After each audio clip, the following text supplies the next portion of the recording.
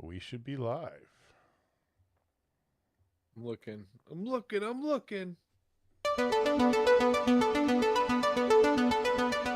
There we are. Oh, we got Athena.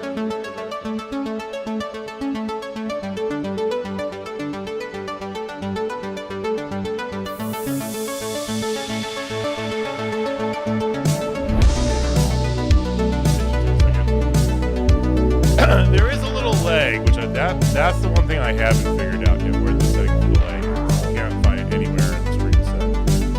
So maybe it's in YouTube. I'm not sure where that is. So if you guys are watching us, we're going on. There's like a 20-second delay.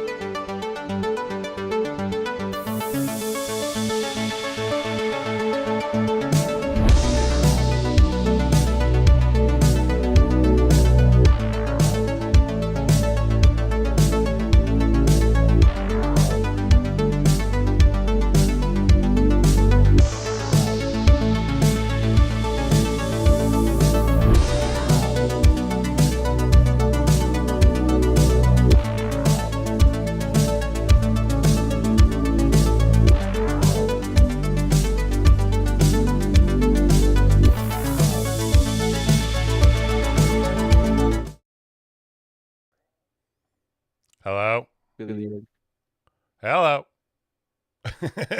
We are live. We are here. We are testing new software. So I hope that yeah. Thank God your mic cut out. That's fantastic. I hope this works. Hello and welcome and hello. This is Total Spotfest. That's Jamie over there. I am JJ. Down below we have our champion, progression champion, one Mr. Austin Reddick. Why do you not have that prepared, man? You need. It was like 2 feet away. Okay, all right. I don't have an ideal spot to just have it sitting where the glare's not coming off because it's so shiny. You would know, JJ. Like one day you'll have a title and you might realize light reflects off. It's a whole thing. It's a burden that you're just lucky not to have to deal with. That's what I'm saying. Here. I hate it here so much. Much like Adam Hangman Page, I will bear the burden of carrying this title.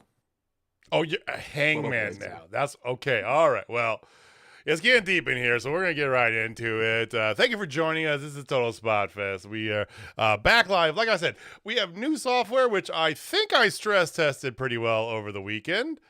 Here's hoping. So if this is your first time here, welcome. Hello. We do this every Wednesday. A half hour-ish after Dynamite ends. Hit that subscribe button down below. You can see when we go live by hitting that bell. Give us a big thumbs up, and you can find us on the internets at Total Spotfest. How has your week been, boys? Pretty solid so far. Already got my tickets to go see Fantastic Four tomorrow night. Been waiting on that one for a minute. So yeah, looking forward to that. It actually reminded me, so like when you first started, you did that hello. Earlier this week, I experienced a phenomenon that I thought was just dead from society for a long time. Okay. I had to call a customer at work, and this is an adult gentleman that like emailed his number, was like, hey, can you give me a call? And I call, and I got one of the voicemails where they sound like they're answering the phone. Oh, and it's like, hello? I hate those. Who is this again? And then, hey, I can't get my phone. Just leave me a message. And my mind was blown. Like I thought we had moved so far past that. But this gentleman is keeping it alive. Probably exclusively him. But I did not know that was still a thing. Oh, fun fact, sir. My youngest daughter, Audrey, on her phone, she does that exact same thing. I'm not surprised in the least. So I had a gentleman that I sold a Cadillac. Makes sense for a teenage girl. I had a gentleman I sold a Cadillac to last week. Now, this gentleman was an older fellow, so it's a little bit different. But his voicemail, he's one of those, he screens like an Olympic drug tester, right? So his voicemail is, hello? Hey, this is, and I'm like, what? Why the pause? Why the pause? Why? Why not the pause? Every time. So you're already you got I thought you just finished with softball. Already back in the thralls. Oh, no, I'm good. Audrey had practice on Tuesday, but I'm chilling. I got all right. Yeah, I'm good. Well, fantastic. Well, I know, and quick little word about some upcoming stuff here. For those of you who are interested and in Kansas City this weekend, Central States Wrestling is having their re-inaugural. Central States Wrestling has a show for the first time in God knows how long under their new management, but it's kind of like a wrap-up of the old CSW. CSW has a show this Saturday, if you are so inclined.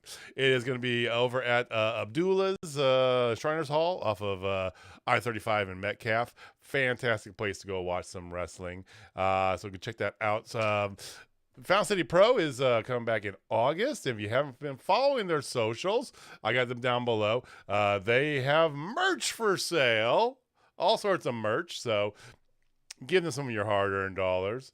And then it was announced over the weekend that there's going to be an AEW premium live event very near to us here in St. Louis. And one member of this dais is going to be literally front and center for it.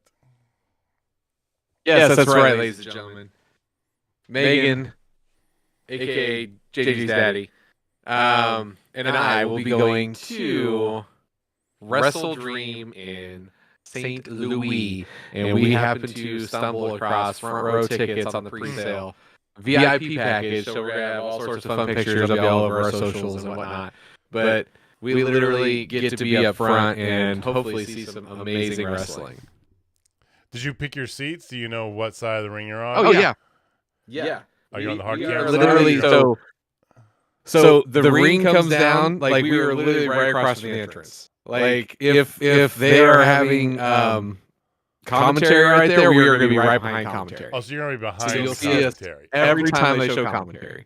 Okay, cool. So if I'm in a certain outfit, I'll definitely have a lot of attention towards me. All I gotta say is, when you watch Wrestle Dream, you will see Jamie and #NotMyChampion. So, good times. All right. And of course HCW. When's HCW's next show? It's next month, right? Or did I miss July? So there is one Saturday, August 2nd in Salina. They'll be back at the Sky Trampoline Park. And then the next one in Wichita is the day after Fountain City Pro, so Saturday, August 16th. That's what I was thinking of. Okay, very good. So lots of wrestling going on, lots of good stuff. Let's just get right into it. And by the way, feel free, if you are live with us, hit in the chat. Let us know if there's any sort of issues or anything. Like I said, we are testing new software. So please let us know if there's any hangups, audio, video, whatsoever. All right? But let's just get right into it, boys. We had Dynamite in the week 2 of the Chicago residency. Okay?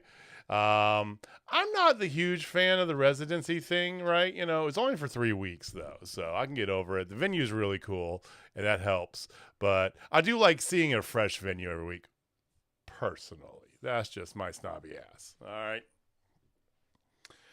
So, I don't mind the residency. I would like to see them get a little more creative with it. Like, give us some 3-week-long stories that just span the time you're there. Could be mid-card feuds or something like that. But I think it'd be cool if you're going to be in the same building for 3 weeks. Give us something that starts on week 1 and ends on week 3. That doesn't have to be anything super significant, but I think that'd be a nice little touch if you're going to use the same building week after week. I mean, and with the Chicago street fight in the venue. I mean, and they almost kind of started that with Collision last week because they had Colt Cabana on commentary, a Chicago boy, right? And he gets hung, you know. So you could have some payoff here in like next week's Collision, maybe, you know, where he gets in a street fight with Wheeler Yuta or whatever, right? You know, cool, all right, but yeah. So you do start with Wheeler Yuta, but not entirely. So the show begins with a quick little hanger promo. Hanger talking all this about, you know, he's going to get justice for Colt and all this stuff, whatever. And he's interrupted by MJF. The first kind of inner dealing. So MJF was weaved throughout the show tonight, which I don't know how that made you feel, Austin, if it made you feel all warm and happy. But there are... We'll touch on it. There are angles with that, and then you get into your opening match, which is Hangman kills Wheeler Yuta live on TV. How about there's 2 people tonight I want to talk about the heat they got, and Wheeler gets heat too, but Wheeler's starting to generate some like real good heat. I love it because he is 100% a lackey, but my God, do people hate him in a good way. He's starting to generate some real good heat, right? As they're planting the seeds for him leaving the Death Riders and probably becoming face. My thoughts exactly. Do you put him face, though, or do you just move him in? Because, I mean, can Wheeler be a heel on his own? Or even with a small thing with maybe Chris Statlander or something like that, right? Could he be a heel on his own? I mean, he could be, but I think anything short of turning him face is a step down from just being a heel to Death Riders. Yeah. Like, I don't think there's a heel thing for him to do on his own that would seem equal to or more important than being in the top story faction for the last 9 months. It's a classic wrestling trope, but he's clearly the guy that's going to finally stand up for himself and break out and be a babyface, which it'll work. It's a good story to tell, but yeah, I don't think you can leave them and still be a heel and have anyone really give a shit.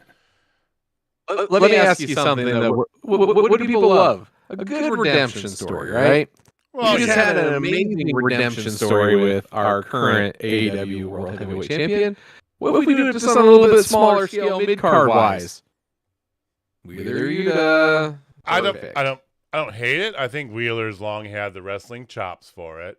I've been a giant proponent this whole time of him in the Death Riders. I've always felt it was really good to go with that, right? Yeah, I'm for it. You know, I don't think there's any problem with that. It's just a thought I had. Is like, could he really be a heel by himself? But anyway, he does get beat up pretty quickly by Hangman. Gets bloodied as well, and that's that. you know, you get a quick little Athena promo. You know, Athena keeps teasing that, you know, she knows when she's going to cash in and she doesn't want Tony to know. And they do this whole thing with them. I'm not the most in love with kind of the way they've been going about this, because it feels very copy, rinse, repeat what they did with Mercedes with Athena. But I think Athena's got more legs to stand with this, and I'm happy to move in any sort of direction with her. You know what I mean?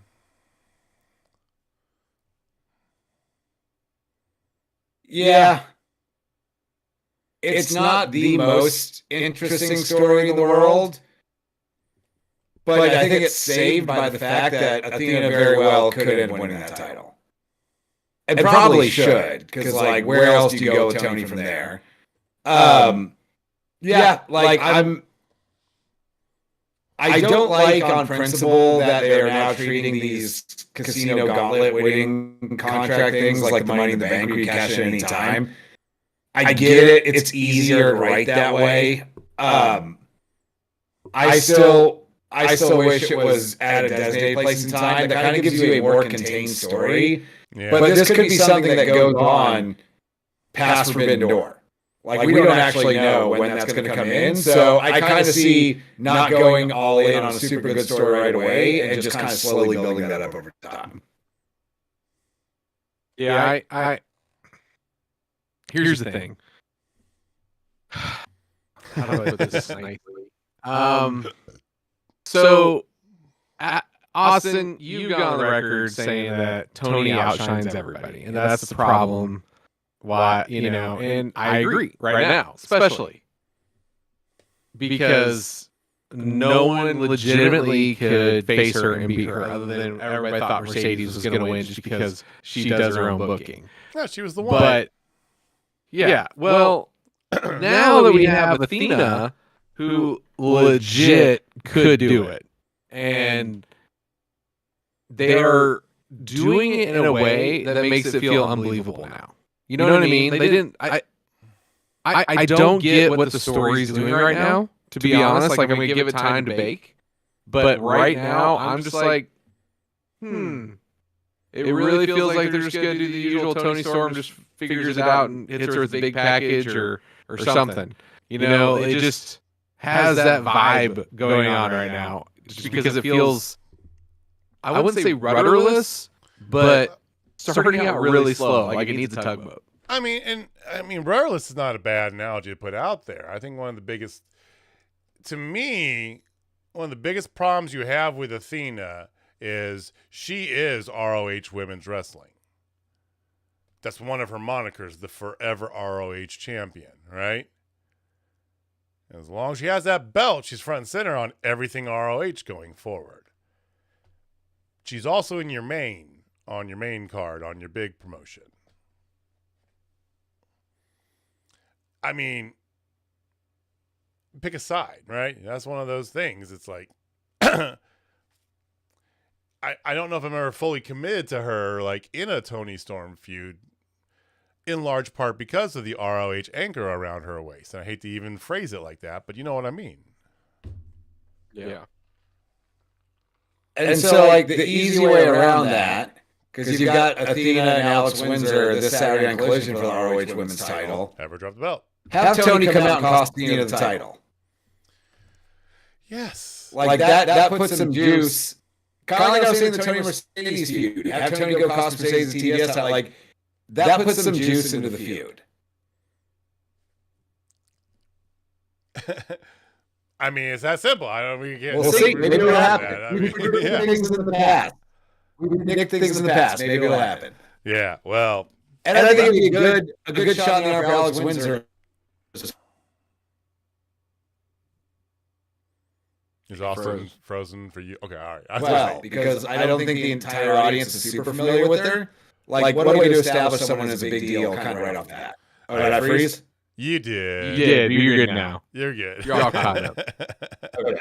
Yeah, I mean, a lot of people aren't familiar with Alex Windsor, to your point, and I think she has the chops to win. But again, it's one of those things like, oh, we've heard the name. Oh, wait, isn't she married to Will Ospreay? It's like, actually, she's a really good accomplished wrestler outside of that, but whatever. Yeah, but she also has one victory in AEW.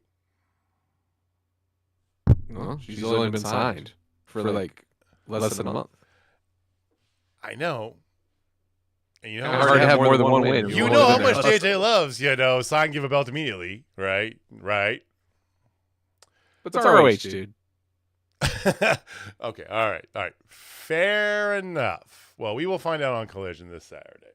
So the good news is, hey, Austin, what is one of the things that you love? What are two of the things, you love in wrestling, probably more than anything else? If you had to just take a couple categories and say, I love this and I love this, what are those two things?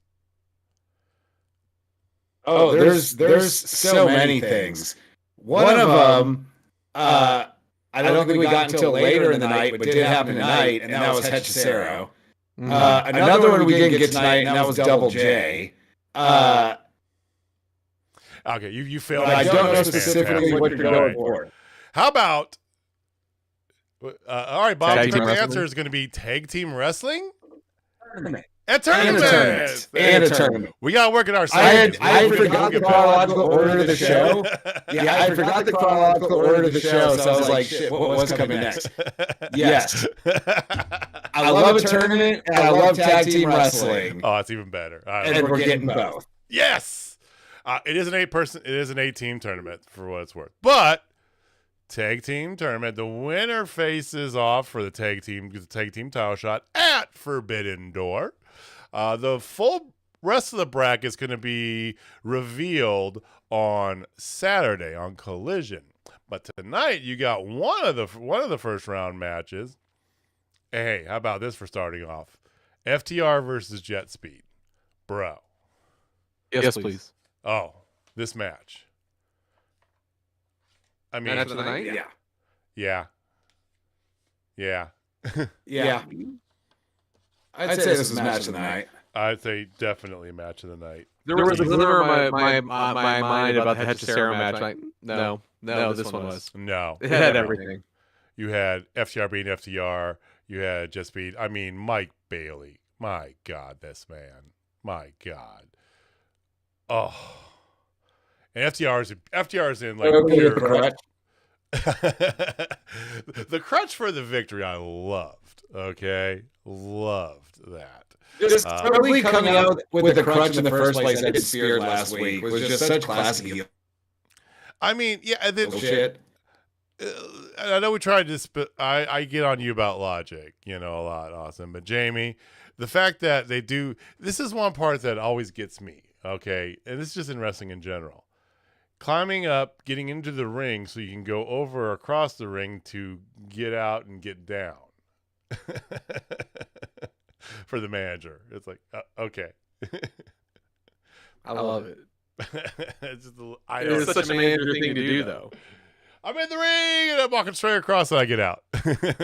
Yeah, perfect. I mean, this by far match of the night. It was fantastic. It was everything we wanted. It was FTR at FTR's best, and yeah. So afterwards, I love themselves some Speedball Mike Bailey, though. Oh my God, you can't gloss over that, dude. And I gloss over what they did. I did it. I said Speedball, man. Good God, this. I mean, the crowd, the crowd was like giving him his flowers. Like, right, we all love Speedball. Well, Speedball's wrestled a lot in Chicago. So through GCW as well as other of the larger indies that run through there, right? He's wrestled quite a bit in Chicago, so they're very familiar with him. Okay, but my God, it was such good. So yeah, we got tag team tournaments, and then like we said, FTR gets the victory via crutch assisted interference from Stokely Hathaway. Which leads to after match where Stokely grabs the mic and starts talking about how Adam Copeland belongs in prison and all this for attacking him. And I'll give you my second of the night. That's a callback, ladies and gentlemen. of the Superheat, Stokely getting that Don Callis like heat. Oh, like they were really hot, or they had the crowd mic'd fantastically. Either way, ridiculous. It was a combination of both. Yeah. A little production in there, but my God. So keeps going on. Stokely's just so good. Stokely's fantastic. It's one of Jamie's favorites. We know this. The man can do no wrong in his eyes, right? I'm a Stoke guy. Yeah. Brings out Copeland, okay, and he says that he understands he can't do this, but he made a business deal, and the people who he made the deal with, their business is hurting people, so he made a deal with Hurt Syndicate. Hurt Syndicate's face turn, ladies and gentlemen. Yes, no? What do you think? Was the beginning of it? It better be, or this was a dumb move. Like, if this is the start, because the crowd loves the Hurt business anyway. They want to cheer those guys, so they're both super rad. If they are going to continue to be heels, why is Edge going to find some heels to come beat up FTRs? Like, I get that they've got some heat, but it just would convolute an already murky situation with the Hurt business, where they're technically heels, but everyone likes them anyway, and they don't do that much heel shit. Like, let's just turn them face. And I think that is the move, because we'll get to it before too long, but it was addressed later in the night as well. There was some development. So yeah, let's get a face Hurt business. Let's get 3 other dope first round matches of this tournament, and let's get this tag team division kicking again. Syndicate. Yeah, it's fine. No, I'm gonna call them the HPA, the Hurt Protection Agency, because that's exactly what they are. They are definitely the new age APA for sure, just because of this. Like, this is a perfect thing for them. Like, they just get hired to kick people's asses. And last time I remembered, everybody loved the APA. Yeah. Like, lean into it, because then you're gonna get the MVP versus MJF feud that we all know is coming, and then we're gonna get the Bobby Lashley, piece in there, and that's just gonna be absolutely glorious. Hopefully it happens October 18th. But who's thinking who's over counting? here? But I gotta disagree with one point though, that the MJF and MVP feud is coming. I think this works a lot better if MVP stays with MJF and Bobby and Shelton leave. Really? I don't I think MJF having a heel manager makes him more interesting. But he does have the same trope. Need it. We've had this conversation a dozen times in the past. He doesn't need a talker, he can talk. Ric Flair had Bobby Heenan with him. Like, it works. Okay. I just think it's more interesting that way. Thank you, Heather. I'm again, we're using new software here, so I'm trying to dial in all the stuff here. So thank you for that. So we don't freeze. Yeah. All right, so I messed with a couple of the audio settings. Let me know if it continues to go on or if I need to go in and tweak some more stuff here. So thank you for letting me know. I think what Heather is saying is that I'm just such my voice is so much more silky smooth and, No, we're doubling. Our voice is so impactful that it's doubling up. Just like how we're double champs. And how you doing over there? I hate you guys so much. That's why you got so much reverb. We both have shiny championship belts to kind of muffle our sound a bit. No, and I yours see is it. just I got it out there in the breeze. I got it. I had two. Somehow I have 2 audio sources in there, and I don't even know how. Well, we shall listen. All right. I think I fixed it, Heather. Thank you for letting me know. Oh yeah. I mean, I can mute both of these a-holes. I can do that. That's totally fine too. We could definitely go that route. Well, no one would just hear you. I mean, how would you not want to just hear this voice, man? This is the voice that could put you to sleep. My Yeah. headphone. I don't think people will listen to us to fall earbud asleep, broke man. too, Austin. By the way, before the show started, so it's like, so it doesn't clip around my ear anymore, and it keeps like slipping down. Like, all right, you know what? Fuck it, I'm done with that. All right, back to Amazon after show's over. All right, so I know that there is a little bit of history because of the fallout of what happened. FTR got involved with the Hurt Syndicate, right? You know, so that, I mean, this is logically payoff. But again, I'm with you. This better be the start of the face turn, because you're setting all the groundwork. I haven't seen this bracket, but let's all be completely honest. This is FTR's tournament to lose, right? Should be. Right? It kind of has to be. With the last year or so of FTR, where they really haven't been involved in anything particularly important since like the tag match with the Bucks at All In last year, it's time to heat them back up. Exactly. I mean, and the crowd hates them right now. This is like the most opportune time. Like the crowd is really hating on FTR. Now is the time more than ever. Get them hot again. Have them win those belts like they should, and have a true heel there. And then you have the Edge. By that time you'll have the whole Christian come back and in there. You know, so you have Edge and Christian eventually. Maybe FTR and Edge and Christian all out in Canada. Like, how are you not gonna not put that together? You have to. You have to do it. You have to do that in Canada. There's no way you can't do that. Is it in Toronto too? Yeah. Or is it Montreal? All out in Toronto. It's not it's in Toronto. That's what Toronto. I mean. It's not even just Canada. It's in there. It's literally in their hometown. Has to be Edge and Christian.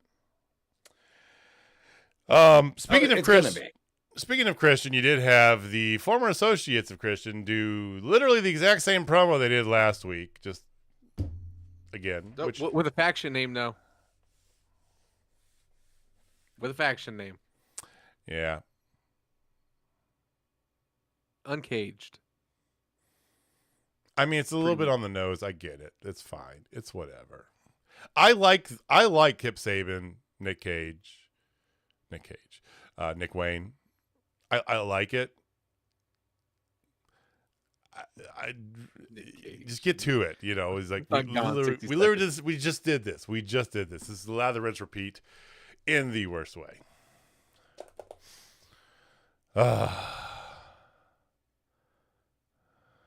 I think if we do get Luchasaurus back soon, I think he needs to join them. They need someone else. They're missing something. I don't have the answer to that question, Heather. I'm sorry. His face looks 17. His hairline looks 45. Coming from a 45-year-old man. Thank you, Heather. Like, how's he look like me? Oh, I don't know. Old man. And then you get what I thought was a really good Jon Moxley promo. I mean, it's Jon Moxley. The man knows this game, right? But the promo was good. He did what I was hopeful he would do, right? You know, he even gave props to Hangman, you know, but it wasn't this whole woe is me, all this stuff, right? He's like, straight up, you stepped to the challenge, you beat me. But what now? Kind of what Heather was getting at here about the development of Hangman's character, which we're going to put a pin in your comment, Heather. We're going to get back to it when we talk about the end of the show, okay? Yeah. I got thoughts on that. Yeah, so he kind of goes about this whole bit that what do you do day after day after day after day, and, you know, more or less saying, hey, remember me? I'm not going away. You real champion would give me a rematch, even though it's nothing he would do, but yes, I'm glad. I really like this. Yeah, this was good character work from Moxley. And like we'll talk about the end of the show, but I like that they are going to kind of have an epilogue of the Hanger and Mox stuff and properly finish that off in short order. They're not going to drag it out for another month to the next pay-per-view or anything like that. But it's good that I thought that was kind of weird last week. Like you had Mox in a match against Hanger on the other side in trios, but you really didn't get his statement about losing the title. And we got that this week. Mox's character works, I think it's going to be even better without the title going forward. Oh, definitely. And I think Jamie, AEW's gotten into this pattern too. Big pay-per-view, the pay-per-view company that does ridiculous pay-per-views. That next show is kind of the exhale moment, and then they get back into Fallout the week after, right? Yeah. Yeah, and which I'm fine honestly, I thought last show did the same. I mean, it was not their typical exhale. Like, it was still like starting to move things along. Like, obviously we got the Okada swerve that was never on my bingo card 4 years ago. Now I can't wait to see it. Goddamn is top of the card now. So they've done a good job so far. And again, they don't know how to do storytelling still to a few of those idiots online, but most of them are finally understanding, like, hey, pretty good flavor. You know what they don't do? This is one thing that I will definitely say AEW does not do. They don't bury the championships of other promotions on their show. Oh, put a pin in that. We're gonna get there in just a second. Okay. Was that foreshadowing? We'll get to that. Yeah. All right. Foreshadowing? So I can't tell. Speaking of swerve, we have an interesting swerve that happened with Will Ospreay coming out. Okay, so Ospreay comes out and gives a promo, which seemed like a shoot promo too. Because he got very specific.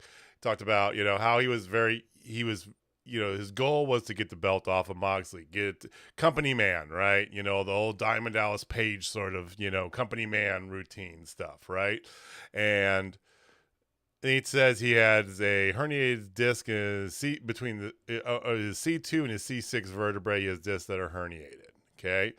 And then he talks about, but the treatment is very workable. It's not something that, that with the right treatment, all this stuff, if I work hard, I can, and my determination is to be back, and wrestle at Forbidden Door. So seemed very shoot, which I thought was good, right? Because if it is, that's great, right? If it's not, you give a real good reason why he's got some time off for the next month, basically. Either way, though, there's no way you got to do whatever you can to get Will Ospreay on the Forbidden Door card in England. I mean, the man is the poster child, literally for that show. And I don't think it's in doubt at all. The promo was delivered really well by Ospreay as if it were a real thing, but seems very much like, hey, I'm going to take a few weeks off to rest up. I'll be back. And honestly, I think coming out of All In, that is the absolute best thing to do with Will Ospreay right now. You've got Swerve. Yeah. He's got business with Okada. Ospreay's injured and out for a few weeks. You let the title scene breathe, so you're not immediately going back to Swerve and Ospreay in contention for that title. This is good. He's not going to be gone, but maybe a month. And then it'll be even better when we get him back shortly at Forbidden Door, which who knows who he's going to be wrestling, but it'll be great no matter what. Yeah. Trying to think who he's going to wrestle. Jamie, who do you think? Evil. You want to do some fantasy booking right now? Yeah, I do. Yeah, absolutely. Let's do some fantasy booking. All right, so you say Evil? I say a 3-way match. Ooh. Between I'll protect him, Evil, and Mystico. Ooh. Oh. Give me that match. Shoot it in my eyeballs. Give me a syringe and stick it around my fucking eye. Give me that match. Evil has yet to do anything with AEW. That'd be cool. I want to say Gabe Kidd. Oh, he's in a different match. I don't think so. I think he pulls him out of whatever I think Gabe Kidd. No, I think there's a much better match for Gabe Kidd. And that's Samoa Joe. Okay. He'll be back because all the stuff for Twisted Metal. True. It seemed like they were lightly setting that up. I think you do Gabe Kidd and Samoa Joe because you can always do Gabe Kidd and Will Ospreay down the line. They'll be around for a while. Oh yeah. But you don't know how long you have Samoa Joe, and in the year 2025, I would rather see Gabe Kidd and Samoa Joe at Forbidden Door. Because again, we can get Will Ospreay and Gabe Kidd down Well, the then line. what are you doing, Mr. Austin Reddick? What are you doing with Will Ospreay in London at the O2 Arena? You know who I'd like to see him wrestle in London at the O2 Arena? Who's that? Zack Sabre Jr. Okay, all right. All Give me right. Ospreay and ZSJ. That's great. Checkmate. Yeah. Me and Jerry are both like, son of a bitch. And that's the best. He's out for a month. You don't need any build for that. You can just put that out there and you're good. Yeah. I would like to that's see what I Zack want. Sabre Jr. go against the most technical wrestler that's currently in AEW. On the active roster, that is. I thought he already wrestled Hechicero. Well played, sir. Touche. Well played. I do love this Hechicero. Got him. I think Dale Garcia. Didn't he already good as wrestle well. Daniel Garcia? I thought he did as well. I could have swore he did like 2 years ago. I could be mistaken on that. Like on a pre-show, like the pre-show to the first Forbidden Door. I thought he wrestled Daniel Garcia. But he's probably the most technical wrestler they have right now. Wouldn't you agree? Yeah. Or do you have Zack Sabre Jr. going against Adam Hangman Page? Title for title. Oh, I mean, champ versus champ. I mean, you know, Oh, dude, that'd be a great winner take all. oh, that'd be amazing if they did that. They're not going to do that. I think I like it better with neither title on the line. Who's the better Yeah. man? My champ versus your champ, right? I think that fits more in the spirit of Forbidden Door, too. It's just, hey, these worlds are colliding. Let's do a champion versus a champion. We don't have to put the titles on the line. Let's just do a champion versus champion. I really like that. And come on. Zack Sabre Jr., Hangman Page match. Oh, that would fuck And then so you go tag hard. champs versus tag champs, like, and then you, of course, Kind of CML like they did, tickled in. like they did when they had the brand split Survivor Series a little bit, but better. Yeah. I mean, Yeah, because there's actually a reason to have like an interpromotional rivalry because you don't work for the same company. yeah. And And I I don't think SmackDown versus Raw. Who's the superior brand? You both Right, cash right. checks from the same place. And I don't think you need to do that for all the titles or all the match. I think you just have like a couple though, right? Maybe just the main, right? You have Zack Sabre versus Hanger, but you already got the tag titles, which you're doing the title match at Forbidden Door, right? I mean, yeah. So I feel like that'd be good. You guys let us know in chat or let us know down in the comments. How are you booking Will Ospreay for Forbidden Door? Let us know. Yeah, I'm actually gonna amend mine just a little bit. Okay. I'm gonna say Ospreay, Desperado, and Mystico. Triple threat. Okay. Do you still have the War That'd be Dogs? fun too. Are you still doing the War Dogs versus Death Riders? I know you've been on that train for a hot minute, Jamie. I don't think so because they've been working with each other. Yeah. It's like, why would they fight each other? I don't like that fallout either, too. I think 'cause if you're going to break up the Death Riders, they're going to fight each other more than anything, right? But I don't see them breaking that up either. What I also didn't see coming, I don't know about you guys, but I love this. Shocker, surprise. I know, right? But after last week's $100,000 women's four-way, surprising end of developments, and there was a little promo they had as well that was, they kind of reshowed it, expanded upon it tonight. Tekla, with her new faction of Julia Hart and Sky Blue, feels very much like a female death triangle scenario. Funny you say that. That's their name. They're the Triangle of Madness, dude. Oh, I know that. Geometry aside, Thekla is now part of a cult. It's a terrible name. It's not a good name. Original Sin was so good. Credit to Jamie. I'll give the man the credit. Original Sin was fantastic. But no, I mean, just like, yeah, definitely. Even before they said, but because you kind of like Thekla with two. younger goth chicks, that feels a little off, but I don't know. I like it. Yeah, I think it works for all parties involved.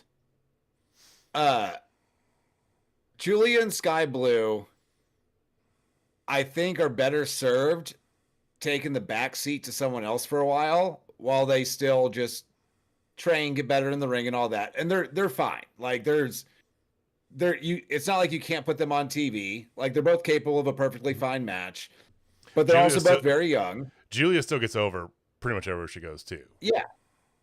Yeah. And it keeps them on TV and gives them something to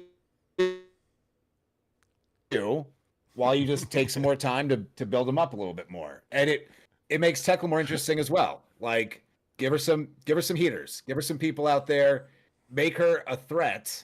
Not that she's not in her own way in some regards, but now it looks like she can beat anyone. She's got the Goth Squad backing her up. And I think that's a good place for Tekla. Hey, Fletch. Jamie, what do you think about this? The Triangle of Hatred, or whatever the fuck it's called. The Triangle of Madness is such a terrible name. That's a bad name. It's way too long. We're going to start there. Yeah, it's a bad We're going to start there, but we're going to end with the positive. It makes so much damn sense. It is scary. So good.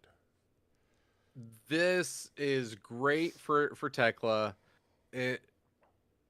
I want to echo pretty much everything Austin said, but I think the big thing is for her, this makes her a legitimate contender for the TBS championship right now, just because she's got the smoke behind her.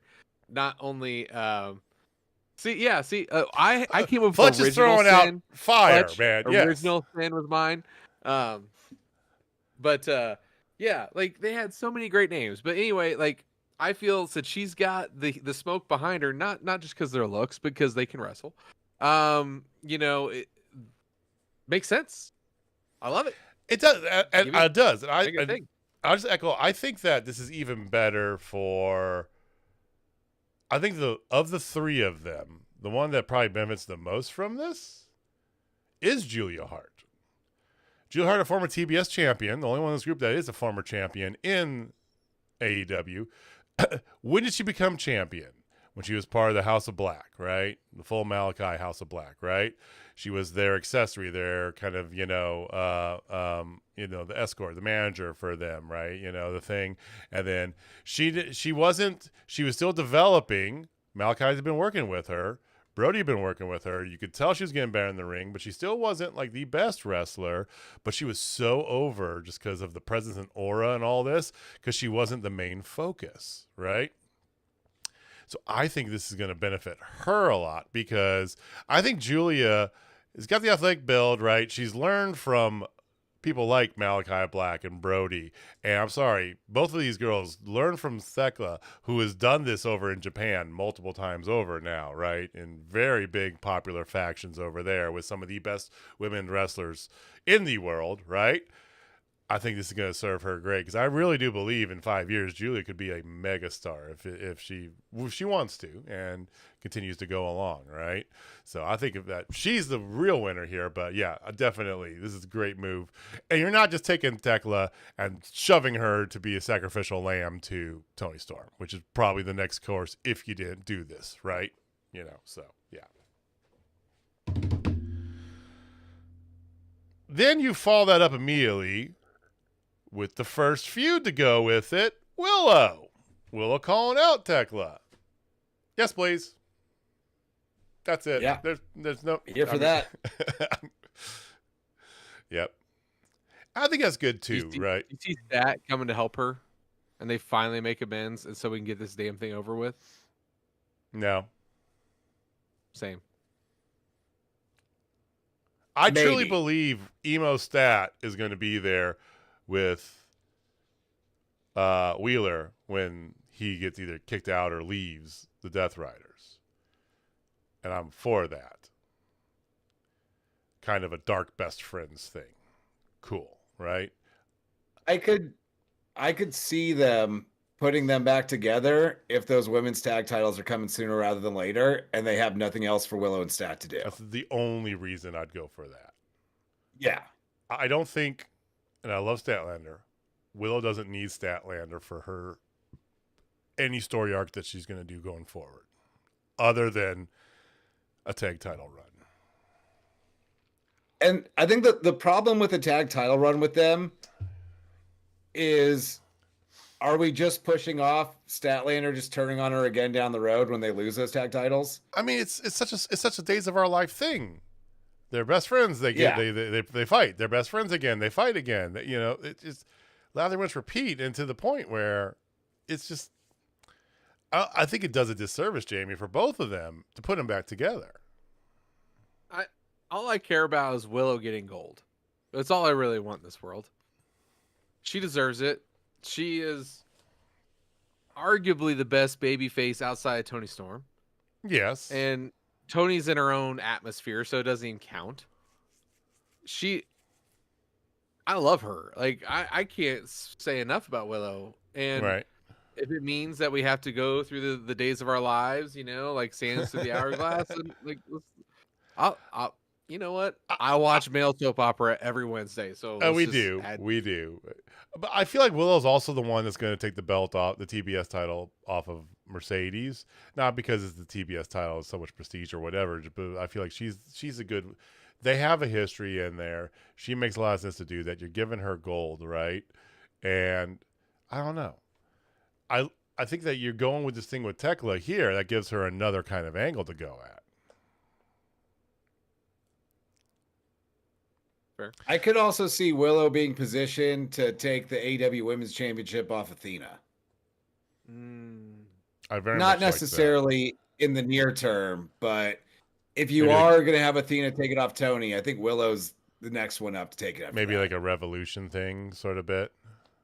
Yeah, like give it some time for sure. You don't got to rush to that at all. But because if they hold on the tag titles, and Athena wins, Timeless Toni Storm and one Mina Shirakawa could be your first tag team title holders, and that gives Tony a title, which she doesn't necessarily need one, but you know, she doesn't need one, you know. But it'd be good for the tag titles to have that.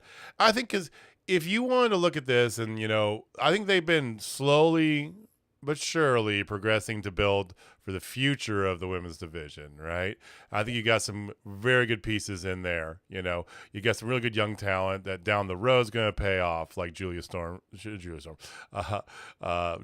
a few others, right? Like, but I think you have Willow, you got Tekla, you got Megan Bain, and you know, Athena as well. Billy Starks, who we're going to talk about in a second, you know, she's one of those that's kind of like with Julia and, you know, Sky Blue that, you know, could be in the mix down the road. But I think you've got some real good talent right now. And when you get the belt to Willow, then you can kind of, just like with Hangman getting the belt, you've opened up all these doors. You got MJF, you got Swerve, you got, you know, Ospreay, all these things here. I think eventually moving the belt to Willow gives you that opportunity to bring in these other women into the picture and make it a lot more interesting. I'll pull out Austin Reddick's pin here. Hurt Syndicate promo. MJF comes in and starts bitching and whining about how his guys don't have his back to help him get his title. And Bob's had enough of him. And, you know, chokeslams him immediately into a thing. And then basically, I think, kicks him out of the Hurt Syndicate. Gives him the thumbs down. That's not, I mean, they got to be a quorum. 3, and, you know, it's cool. I hope that is him getting kicked out of the Hurt Syndicate, because he doesn't need it. They don't need it anymore. It was a cool little hot minute gimmick to do. Let's move on, right? One can only hope, right? It seems a little out of nowhere in a short run, but the timing kind of works out. As we were saying when they were teasing him going into the Hurt Syndicate, we were saying maybe he won't go in. He'll just join up with FTR, which would make some sense. Especially if FTR ends up taking those tag titles and MJF costs them. Like, there's some stories you can tell out of here. But yeah, this was coming sooner or later, or more likely sooner. That, like, how long could you really run with MJF in the Hurt business? It had a short shelf life. I totally forgot about Hammerstone. Not going to lie. Flat. So I have a hypothesis, gentlemen. And I'm not going to necessarily Mark Stradamus this, but I feel like this is a good thing that could possibly happen. Well, if MJF did in fact get kicked out of the Hurt Syndicate, he's got beef against the Hurt Syndicate. And there's another tag team that's got beef with the Hurt Syndicate right now as well, right? And then they also have beef with one dude. 6-man. Cope and the Hurt Syndicate versus MJF and FTR. Book it. That's what I was just saying. I know. But okay.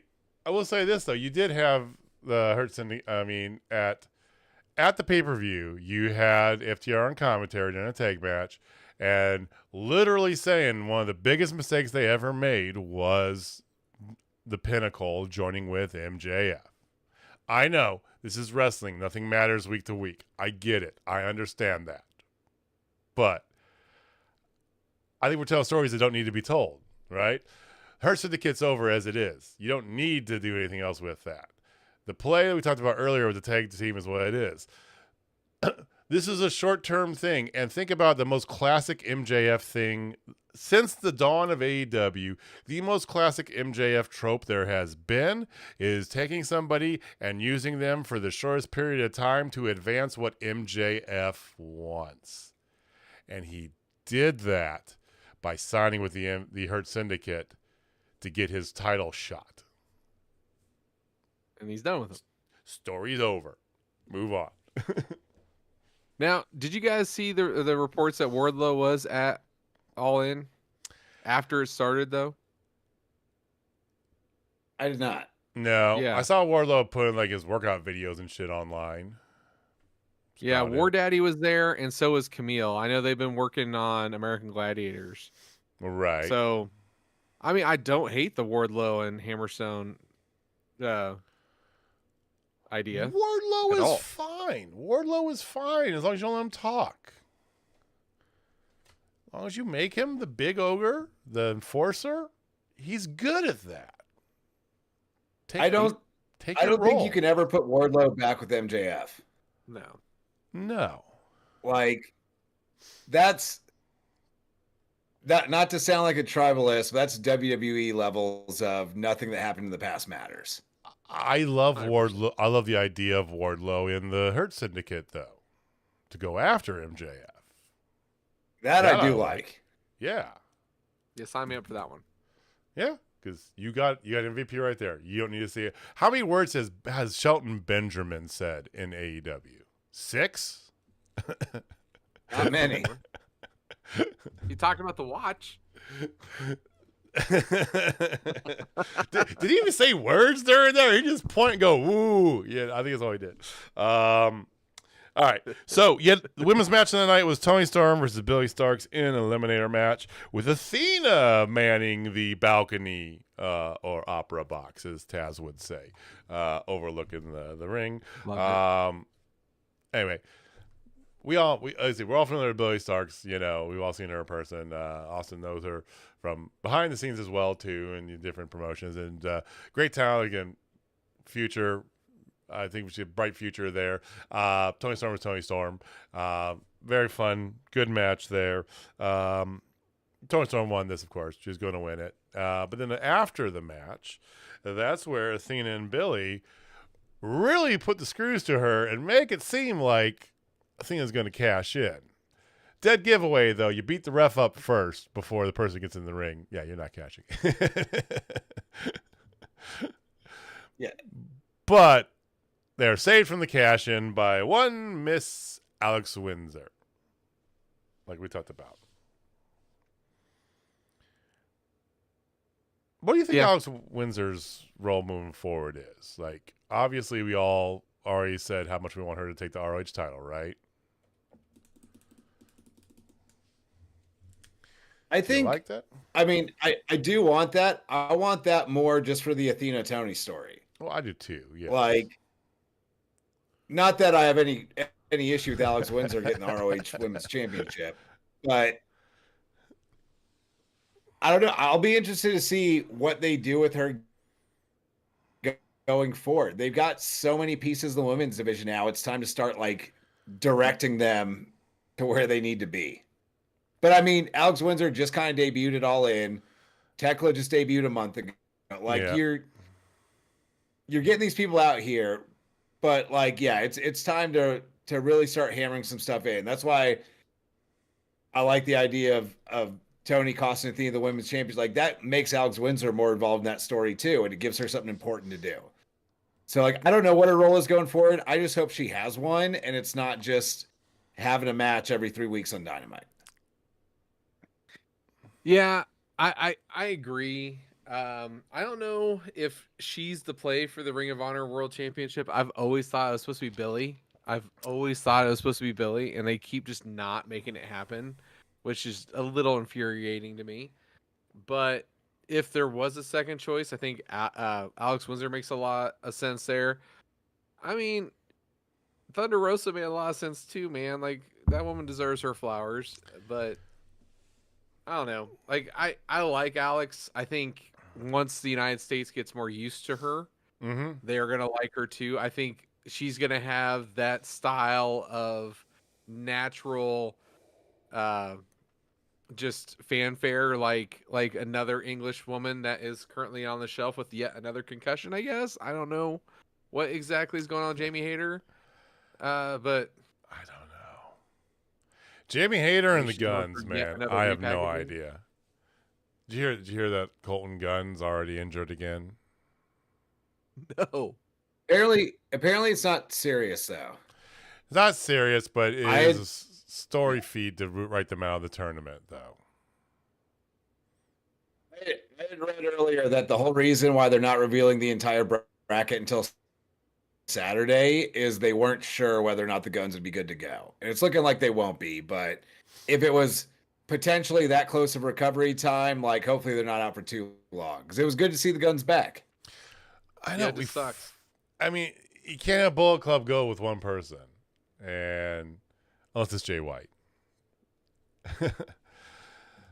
Okay. Swerve versus Hechicero. The moment Austin's been waiting for all night. We're finally here. Yes. It lived. It lived. It was good. I love Hechicero. Hechicero's so cool. So good. I am so cool. I am so happy with the CMLL partnership. I mean, we really get to see differences of the luchadors, right? Because usually you see Mystico come up, something like, "Oh yeah, it's off. Let me spit." It's like, no, there's a lot more to Mexican lucha libre. So definitely real good. And they keeping him kind of going after the Bandito, storyline, because match ends in a DQ because Lance Archer comes out and pushes Swerve off the turnbuckle, and then you got Bandito comes out, Brody comes out, Don Callis family, and then so the little scrappy scrap, all this stuff here, and ends with a surprise attack by the Rainmaker, Kazuchika Okada, on Swerve. Okay. Swerve turns it around and almost decapitates the Rainmaker, Kazuchika Okada. To Jamie's point, didn't have this on my bingo card, but goddamn, it's the middle square right now. Give him his old music back. Yeah. I wish. Yeah. Do y'all think they save this match for Forbidden Door, or do you think it happens before then? Oh, you gotta put some Forbidden Door. You don't give this for free. Well, I mean, or it happens after. You're like doing. You pause it. I could see this happening on Dynamite in like mid-August before we get to Forbidden Door. Yeah. They seem to have started it really early to build it up for that pay-per-view. All right. Let me answer your question with a question. Okay. When do you move to Swerve Hanger for the title? Next year.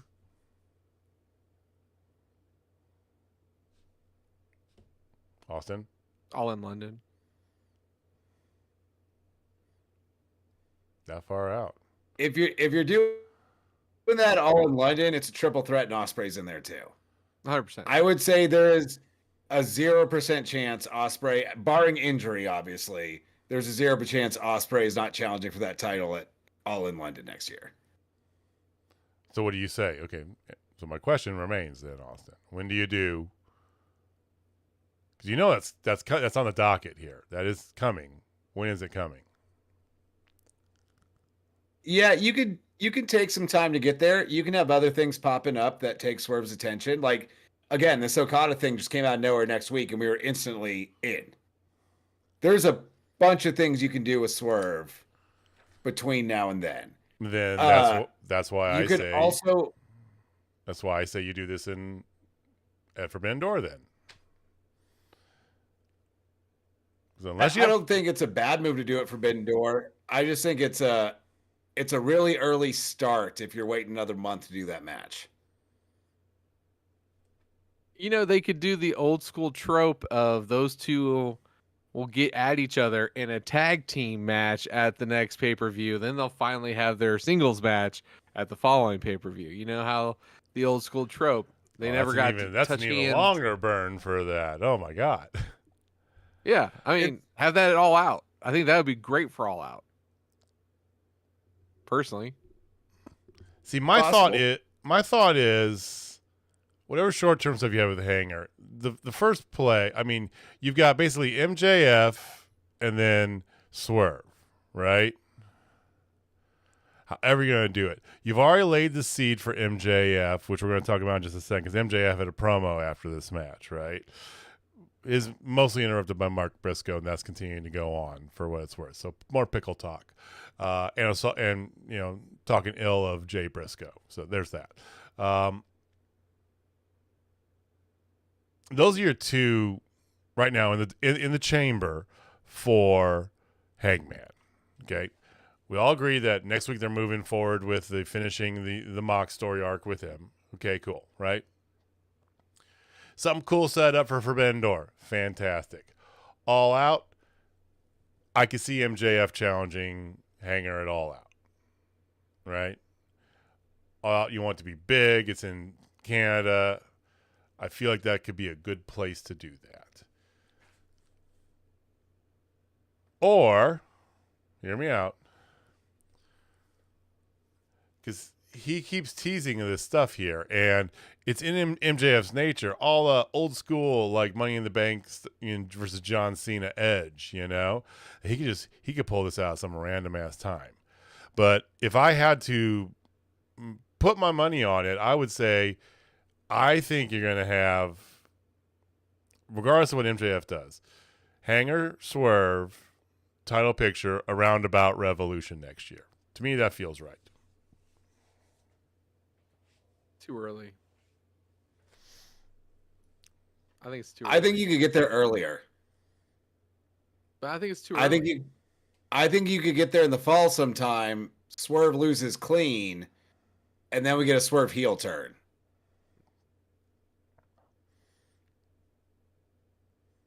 Because I think Swerve is a babyface. It's still got legs. It's still got some gas in the tank.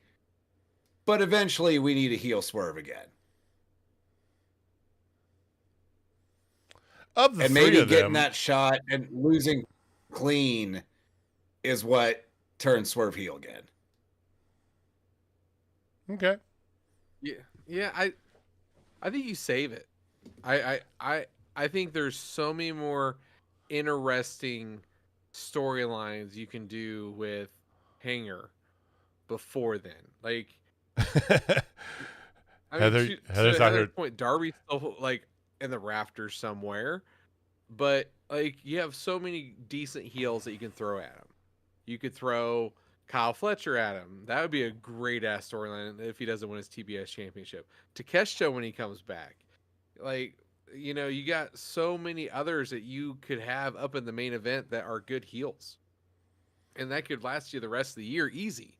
Then you can start, you know, doing the stuff. I do agree, heel Swerve is very interesting. Like, yeah, those two literally flipping the juxtaposition, you know, of heel face is absolutely intriguing to me.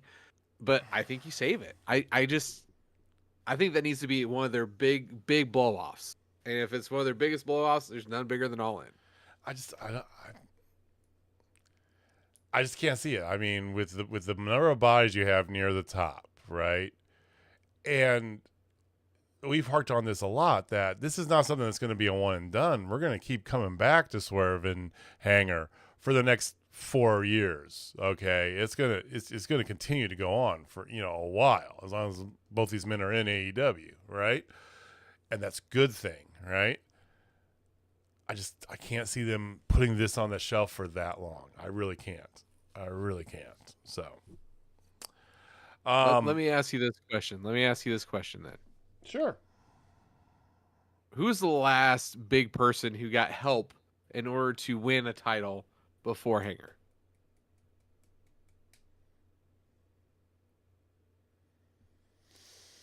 Think Fed. Got help to win the AEW title or any title? Any title. Cody. Perfect. Okay, who helped him?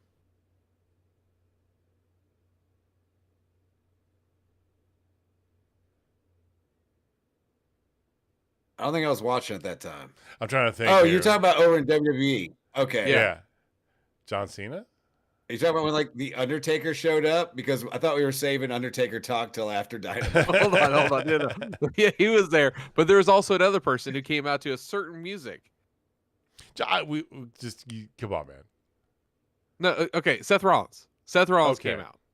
That's right. Okay, thank you. I would not have. Okay, I remember that now. Yeah, now I remember it. Yeah. I would not have guessed it though. Yeah. So during the time that Cody had his title run, over a year, how many times did he face Seth Rollins? Those two have had beef in the past. I hear you, but you're also talking about the way WWE tells stories. Like it's like they plan out their WrestleManias 2 years in advance. Okay, but I'm saying, I don't think AEW is moving in that direction, man. I don't think they're going that far out. I think that. Oh, I do.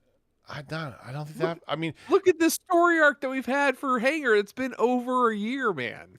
That's what Hanger's gotten. Hanger's gotten that treatment twice now because the company revolves around him. But big wrench in your theory there.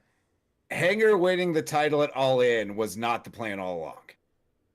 That's where we ended up, and it ended up being for the best. Yes. That was not planned out. Tony said so. That was not even planned out 6 months in ago. May. Because even going into Double or Nothing, they weren't sure if Hanger Ospreay was going over in the Owen. Yeah. Like that. Yeah. That just was the natural progression of the story, but that was not planned out from the beginning. Tony even said that the Hanger winning the title was a side step. The creative took. Okay. Yeah, but okay. Great. I don't see that they're gonna do it again, man. Trust me. He's gonna hold on to it for a year. I don't doubt he will, but they're gonna get to him and Swerve before a year. I think that's too. No matter what you say, unless it's around All In next year or Double or Nothing. Double or Nothing is the earliest. Too soon, in my opinion. Okay, well, you hold on to that. You hold on to that. So when does Ospreay get a title? 2028, 29? Like what are we talking about here, man? Who says he doesn't win it at all? Also, now he's winning in Wembley next year. Oh, definitely. I mean, Austin said it like a triple threat. Like it makes so much sense. But I'm just saying, like, you can go back to that well at any point. Why do you want to go back to that well this year? Or why do you want to go back as soon as it turns 2026? Like, there's no need. Because I think you have to address it sooner rather than later. Not immediately. But Hanger's the champ. Swerve clearly wants to be the champ. Swerve finally helped Hanger out, but it wasn't a hey. We're best buds. It wasn't a help. It was a yeah. I think if you go too long without Swerve knocking on Hanger's door and being like, "Let's get out there and fight for that title," it makes Swerve look kind of silly. Like he can get sidetracked. Obviously, the Okada thing. Like you can do some stories to delay it, but I don't think you can go the better part of a year before you get back to that. You gotta get to it sooner. Gotta get to it sooner than that. I'm thinking like Full Gear would be just right. Full Gear. I'm saying Revolution. Remember? Yes, dude. Yeah. 4 Dude, months the from Colorado now. Hanger's week not- must be way better than Hanger's not going to drop the title to Swerve there. Like I said, you do it He at full doesn't gear. have to win. Swerve loses, and now you've got time to turn Swerve heel as you build into All In next year. Heather makes a great point. So you're gonna okay. Pause it for a year. The year from now is when you want to get into it. You're gonna have to delay. You've got a good delay here, a great delay with the Okada stuff, right? You have to delay Swerve for almost an entire year. How many different variations of delays are you going to do before you get to this story? Because this is the type of the Owen, and he wins the Owen. That's how you get there. Maybe for him to finally get the belt off of Hangman. Yes, they're gonna face off before that. I'm sorry, Jamie. You're just wrong. You're just wrong. Okay. Let's remember this date when it happens, and I'm 100% right. Let's remember. And boy, last time I checked, my Mark Stradamus record's pretty solid. Okay, it's not 100. It's not 100, my good man. And my God, when me and Andor Austin are right, we are gonna gloat. So it's gonna be fantabulous.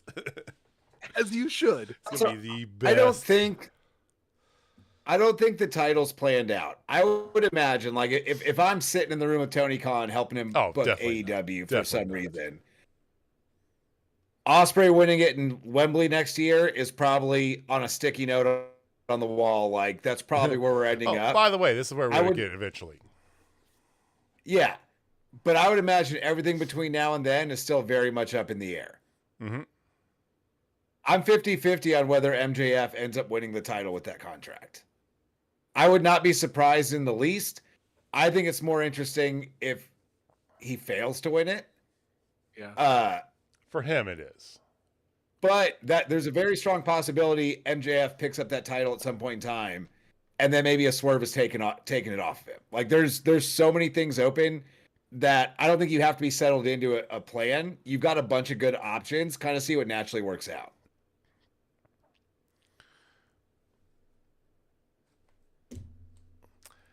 I like it. I like having options. That's great. So again, MJF at a promo. Briscoe comes out, talk about the pickle. MJF does the whole, like, use his brother's name in vain. It is what it is.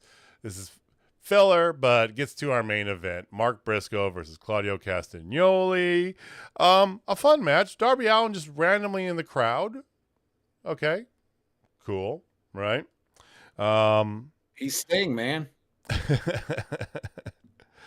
He is AEW Sting. He is. Is Darby. Oh, please. No. Tony Schiavone, do not make that happen. Briscoe gets the victory, though, which defeats, MJF's whole shtick about all he does is lose, no matter what. And then the Death Riders come to beat him up, right? They call out Hangman, which Hangman comes out. And he offers Moxley a title shot next week. And he said, but, he's growing a pair of balls now that he's a champion, and says that if we're going to do this, I make the rules on this. Everyone's barred from ringside, and I'm not going to give you the chance. I know you've already said yes, so I'll see you next week, bitch, and walks away. No, he called him a dumbass. Dumbass, whatever. I'm a dumbass. So, thank you. Quick payoff. Let's go. This was not just his promo earlier in the night and just him in general. Hangman is such a refreshing babyface because he seems like the first babyface in it forever that isn't a total dipshit. Like, right? For too long in pro wrestling, babyfaces have had no agency. They just react to whatever happens around them, and they always end up looking stupid. Yeah. And I love Mark Briscoe, but Mark Briscoe just standing in the ring watching MJF say mean things to him and not getting out there and beating his ass made Mark Briscoe look silly. And, like, that's most pro wrestling baby faces. That's even Ospreay to some degree. And Ospreay is very much that classic pro wrestling baby face, is just going to believe everything you tell him, and he will fall for anything because he's just a very nice, dumb guy. Yeah. The character. Like, well, I don't know Will Ospreay personally. I don't know if he's dumb or not, but, like, that's the traditional babyface character. Hangman now is the babyface version of what made Stone Cold awesome in '98. Well, that's the thing. Like, he will just walk in there and kick some ass and tell you how it's going to be. And it's so refreshing. I think one of us actually referred to him a long time ago as AEW's Stone Cold. Just saying. And while we're making the Attitude Era comparisons, because we talked about this kind of around the time MJF had the title run, and it was kind of everyone was just looking for MJF. I love how interconnected a lot of things on the show are now. Oh, like, yeah. MJF's got his stuff with Briscoe, he's got his stuff with Hanger, he's got stuff with the Hurt Business, which ropes in Edge and FTR. Like, Death Riders have stuff with multiple people. It seems like a connected world, and not just like one or two important things, and everyone else is just an NPC. It's like a box of hamsters crawling all over each other, Jamie. You know what? If anything, I would consider it a crazy train.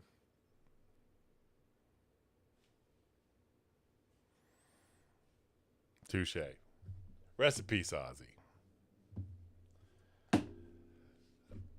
That was Dynamite. So next week we end our Chicago residency. We get, which should be the last for a while, Mox and Hanger for the title. Okay.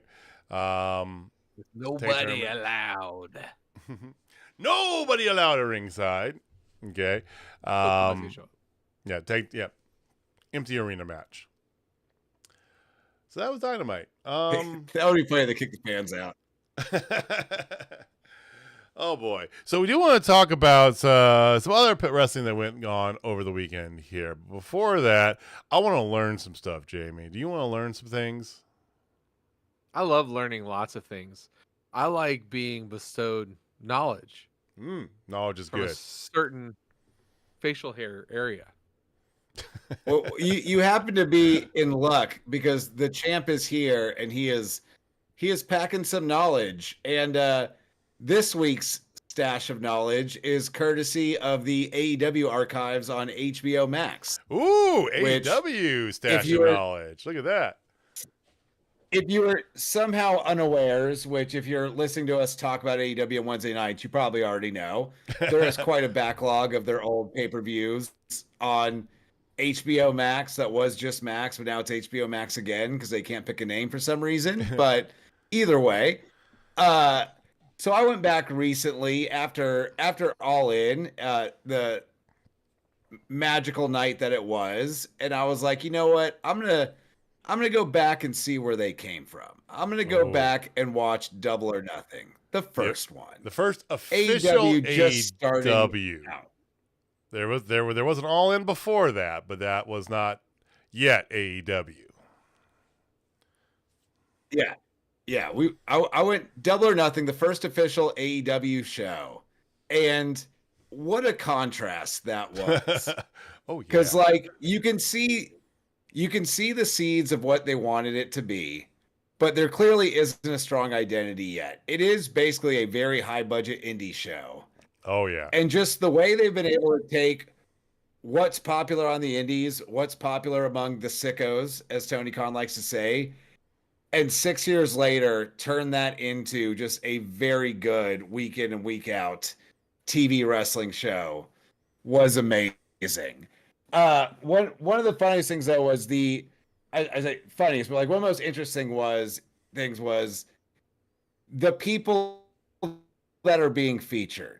Because that started with the casino battle royal on the buy-in that ended with one Hangman Adam Page eliminating MJF to get a shot to become the first AEW champion. And here we are 6 years later, and MJF is trying to get that belt from Hanger. Oh, but AEW doesn't do long-term storytelling, Jamie. They don't do long-term stories, but like this has been going on for the better part of 6 years. Just say. It is also wild just how young MJF is in 2019. That's a good point, yeah. I hadn't watched any old AEW in a long time. Man, MJF, Hanger as well. They're both young. Now they're looking a little more grizzled here in 2025, but yeah, they are both super young. You also get a Kip Sabian versus Sammy Guevara match. Oh yeah. Our personal favorite on the show, Sammy Guevara, the best ever. This is also pre what is Jericho's first faction? Come on. Come on. You're talking about the Inner Circle? This is pre Inner Circle. Yes. This is Sammy Guevara with the panda. Yes. The panda skin. This is very early Sammy Guevara. Not any more particularly interesting than he is now, but he's there. And wrestling Kip Sabian in a pretty solid 10-minute match there.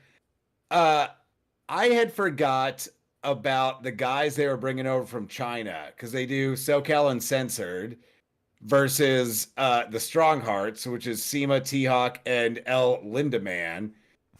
And man, that match was phenomenal. Like, if you get a chance, go back and watch a show. It's a good time. But you get a really good trios match with Daniel, Scorpio Sky, and Kazarian against a bunch of Chinese guys that are just going crazy all over the ring. Excellent time. From there, you get a women's four-way match. Oh, yeah. Which, speaking of the women's division in early AEW, I had blocked from my mind how heavily featured Brandy Rhodes was at the time. Yes. Oh, yeah. Way too much. Because she is the women's division at the time. And you get Britt Baker versus Nyla Rose versus Kylie Ray versus Awesome Kong. Kylie Ray was one of their first signings, too. This is pre-rehab and everything. So, yeah. And, of course, Britt Baker wins because this is the first AEW show, and she's going to be the face of the women's division for a good 3 years to start the company. From there, you get Best Friends versus Angelico and Jack Evans, which is a phenomenal tag team match. They were a really good tag team. All the flippy shit you could want. They were really big into both Best Friends and Angelico and Jack Evans. I watched like the first couple of shows. Oh yeah. And man, they were featuring them hard, which I'd completely forgot about. But yeah, this was a really fun tag. From there, you get a 6-woman tag team match, double ladies matches on the first Double or Nothing. Oh, I remember this with one. Yeah. Shida, Riho, and Ryo Mizunami versus Aja Kong, Emi Sakura, and Yuka Sakazaki. Speaking of, if you were in the Denver area on Friday, August 22nd, Yuka Sakazaki will be in action at Triple L. Mrs. Takeshita's going to be there? Yep. Does that mean Takeshita might be there? Seems unlikely, but you never know. Hey, I mean, Triple L. He'll be done with man. G1 by then. Won't he? I think so. I highly doubt that he would be there, but you never know. He'd just show up, just be there for his wife. I mean, if you get inside intel, I will find a way. All right. Again, I would highly doubt that. From there, we get Cody Rhodes versus Dustin Rhodes, where Dustin gets just left a bloody mess at the end. Oh, the brother versus I need a brother. I remember that one. Yeah, afterwards, I got this tag match against the Bucks coming up, and I need my big brother. While this match in a vacuum was very good, it felt very out of place compared to the rest of the show. I can understand that. That's fair. Which again, I think goes back to them trying to find the right identity early on and figuring out what's going to work and what they're going to do. This was the old school wrestling break in the show, but a very good match. If you haven't seen it, it's a classic. From there, you get a tag team match against 2 up and coming teams y'all might have heard of, the Young Bucks and the Lucha Bros. Oh yeah. I'm not sure if y'all are familiar with those gentlemen, but never heard of them. Are they any good? Are they any good? They've gone places since then. They've been around a little bit here and there. Wait, what wasn't this? I don't think I need. Yeah. Canadian, wasn't this the Canadian Destroyer off a ladder onto a ladder that was perched between another ladder? No, this wasn't the ladder match. That comes later. No, that's which one is that? That's Escalera de la Muerte. Escalera de la Muerte. That's right. Okay, never mind. Yeah. Never mind. It was sometime in like that first year, I think, but it wasn't this show. This was for the AAA tag title. It might have been Very Full good tag Gear. team match. Might have been Full Gear was when that happened. And then in the main event, you get the Painmaker, Chris Jericho, pinning Kenny Omega clean for a chance to wrestle Adam Hangman Page for the AEW title in a couple months or whatever it is. Which did you have Bret Hart showing off the title belt too? Yeah, Bret Hart debuts the title, and then Chris Jericho. I haven't watched around this time in a long time. I forgot that even in 2019, Chris Jericho was looking washed. He does not look great in this match. No, he did but not. Kenny Omega puts over Chris Jericho clean, and then to finish off the show, you get a debuting Jon Moxley, who still has hair at the time, coming in and in an iconic AEW moment, giving Kenny Omega the Death Rider on the big stack of poker chips on the entranceway. Yep. And that was the very first Double or Nothing, the introduction to AEW. And while it was an enjoyable enough show, it is just wild to me how far they have come in 6 years. I think a couple things from that show that, if I remember right, that was the formation of Jurassic Express completely by accident happenstance in the Casino Battle Royal. Yep. Did Dark Order debut this show? I think yes. I don't know if they debuted on it. Did they? Heard a yes. Okay. I think they're in the buy-in. This Heidi Hauser says yes. Yeah, they did. They came at the end or after a match or whatever, and they had all the creepers with them, and only Excalibur knew who they were. So it wasn't the greatest of introduction of them. That's right. Yeah, they show up at the end of the tag match, the Best Friends versus Jack Evans in a Helico match. Yeah. And yeah, they've got all their gimps with them, and they beat some folks up. And then they make a throne for Eva Uno to sit on, and everyone's just like, I have no idea who these guys are. Yes, I remember that now. Yeah, the Escalera de la Muerte happened at All Out, the very first All Out. Okay. We watched that at my house, and we all both shit our pants like 4 times. That's on the watch list. I'm gonna get to that sooner than later as well. Wasn't that chicken wing night, Jamie? That was absolutely fucking chicken wing night. Chicken wing night. We told you that story, right, Austin? Chicken wings in my life. Did we tell you that? We told you the chicken wing story, right? Okay, good. Literally, we watched the entire match at the Godfather's Pizza. No. We literally watched. Jamie and I stood up over on a table by the chicken wings to watch an entire match. We just fucking went to town on these. I love chicken. Hell yeah, I fucking love chicken. They're so good. We have a little bar like 2 blocks from the house where I can call in to go order for wings, drive 2 minutes over there, have a beer while I wait for them, then just bring wings home. And they do like the big wings too, which is where it's like a it's double. all one wing, so you have to. Dude. No. They're just the regular wings. They are just. They're larger. just big fuckers. I don't know if they're like. Yeah. They're substantial, and it's a great time. Yeah, see, Jamie's talking about the ones where it's not separate drums and flats, where it's like the whole thing together.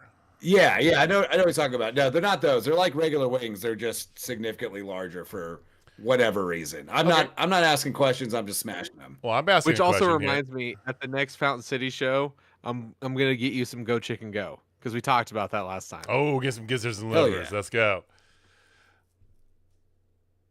Quick question. Drums or flats?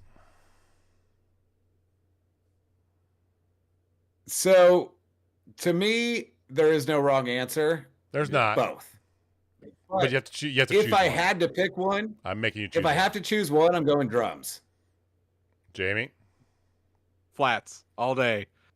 Fucking love flats. Flats. Especially because when I was 17, one of my sous chefs at work showed me the easy way to. Oh no, it was actually one of the bartenders. That's right. Showed me the easy way to eat flats. You kind of loosen both sides. If you dip it, you dip it, or if not, you just go and you basically put it in your mouth, and it comes out just you have a bone left. I love me some flats. I mean, but there is no wrong answer.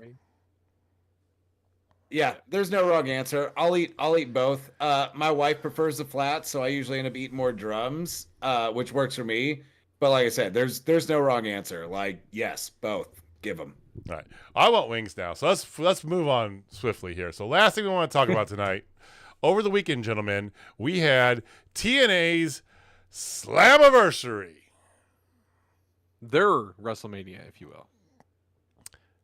Technically, TNA's biggest event is Bound for Glory, which doesn't make any sense because Slamiversary should be, but it's always Bound for Glory. It's been there like WrestleMania. It's the weirdest thing. Okay, but no, it is basically billed as their anniversary. So there's a lot, and I mean a lot of tie-in with NXT because of the whole WWE stuff.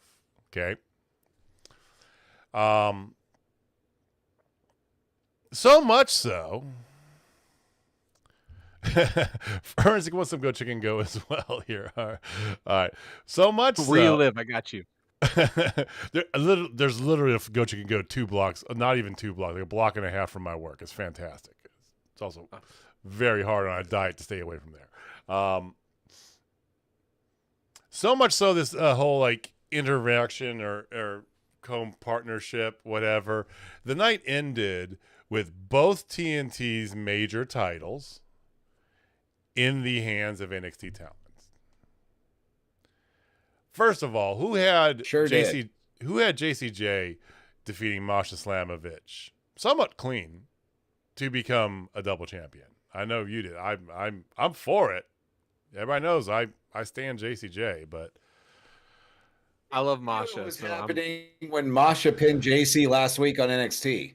Like they did the trios of the tag or whatever. Masha pinned JC. I was like, JC's winning that title at Slamiversary. The classic WWE trope that whoever you got pinned, you're winning on the pay-per-view.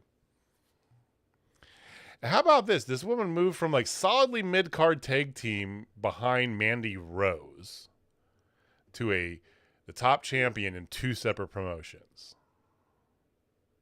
How about her 2025? Jesus Christ. It's the year of JC Jane and Hanger. Workhorse is the biz. I like JC Jane. I'm a fan. I do too. I've long liked JCJ. She's very good at the WWE style of doing pro wrestling. And I don't mean that as a backhanded comment. Like, I genuinely think she is a perfect heel for what they try and do. I've enjoyed everything I've seen of her on TV so far. Yep. I'm with you. She's probably the 5th overall woman in NXT right now, in my eyes, but she's the right one to be the champion, if that makes sense. I'm with you. I hear you. No, absolutely. I hear you. Absolutely. I don't want a heel champion that should just be beating everybody. I want a heel champion that has no business winning the title. Yeah. But is going to do their damnedest to hang on to it. That's a compelling story to me. You said it last week. JBL. This is female JBL. Yes. And then you had the men's championship. JCL. I think we're calling her JCL. Okay. Or JC Mahal. It's kind of like the gender run as well. Yeah. Yeah. Well, with her Bollywood boys. Which I also enjoyed the Jinder Mahal title run. But I actually. Well, what do you guys feel about a Trick Williams title run as TNA champion? I like it. I thought he shouldn't have had it though. The crowd was so pro Mike Santana. It hurt, and they still went fed on it, and that hurt. That hurt me. Like Mike Santana. Think of what you want about him. The guy can wrestle. He's the face of TNA right now, other than one Joe Hendry. But I mean, yeah. And the guy who was, I mean, LAX, and then goes to AEW, ups, downs, leaves, kind of bounces around a little bit, comes back to TNA, right? Singles now. It just, I mean, it's a little, it's more than a little, but quite a lot ironic. Because I mean, yes, you put the one title on JCJ, cool, right? All right, cool, and then you have it as well on Trick. So your two top titles are owned by NXT. Tell me how TNA also is not being bought by WWE. I mean, yeah, just do it already. Just get it over with. For the most part, so Austin Reddick can watch that back catalog. Okay. Yeah. Like, I'm not going to sign up to TNA's service, whatever it is, but like put it on Peacock or Netflix or wherever you want, buy it out. I'm going to watch a bunch of that shit. They used to have their YouTube channel. You pay like $1 a month and you get like the whole everything on YouTube. It was great. I'm not even paying $1 a month for old TNA, but put it for somewhere I already pay for. $12. $12 a year. Come on. Yeah. That's like one and a half Starbucks. So many streaming services to watch so much different wrestling. I can't. I know. I'm in the middle. Like I'm getting rid of services left and right because I have way too many that I'm paying for. So I'm with you. I'm still holding on to my New Japan World. I don't care what you guys have to say. I get started on it too. So hey, but how does TNA benefit from NXT people having it, other than the fact that their titles are actually shown on a major network? I think TNA. Do you think it's drawing more viewers? I don't, because I mean, and we'll get into a little bit about this, viewership here in a minute, but they don't have a good avenue to be viewed, really, right? They're still on Access TV, which I have no idea who has access to Access TV anymore. Where you do? Okay, we got one. YouTube.